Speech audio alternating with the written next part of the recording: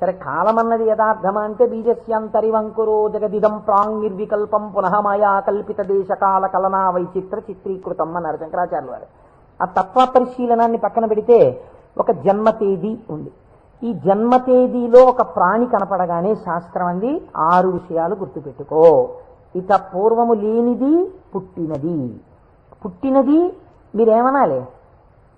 ఎవరో పిల్లాడు పుట్టాడు, వాడు ఏడుస్తున్నాడు. పిల్లాడు ఉన్నాడండి. పుట్టిన పిల్లాడు ఏడవలేదు. అయ్యో ఏమిటి పిల్లాడు ఏడవట్లేదు అని కదిపి చూశారు. కదిపి చూస్తే డాక్టర్ గారు వచ్చారు, స్టెప్ పెట్టారు, ఊపిరి తీయట్లేదు, నల్లగా అయిపోయి ఉన్నాడు. అయ్యో అమ్మా నీకు మృత శిశువు జన్మించాడు అన్న. కాబట్టి పుట్టినది. అసలు రెండో వికారం ఉంటుంది, ఉన్నది భవతి అనగా ఈ లోకములోకి వచ్చినప్పుడు అది ఉన్నది. అసలు ఉన్నది అని మీరు అనాలంటే అక్కడే శివ శబ్దం ప్రారంభం, మంగళత్వం. ఉన్నది. ఉన్నది అలాగే ఉండాలా? అలా ఉండదు, పెరగాలి. పెరిగినది. పెరిగినది పెరుగుతూ వెళ్ళిపోతుందా? నేనున్నాను, ఎవరి మీదో ఎందుకు పెట్టి చెప్పాలి?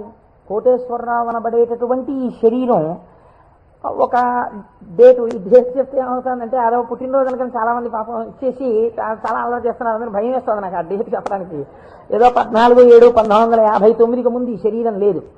14/7/1959లో ఈ శరీరం వచ్చింది. కాబట్టి ఈ శరీరం వచ్చినది ఉన్నది, ఏడిచింది అమ్మ కడుపులోంచి వచ్చి. అలాగే ఉందా? మా అమ్మ కడుపులోంచి వచ్చినప్పుడు ఎలా ఉన్నానో అలా ఉన్నానా? పెరిగినది. అబ్బో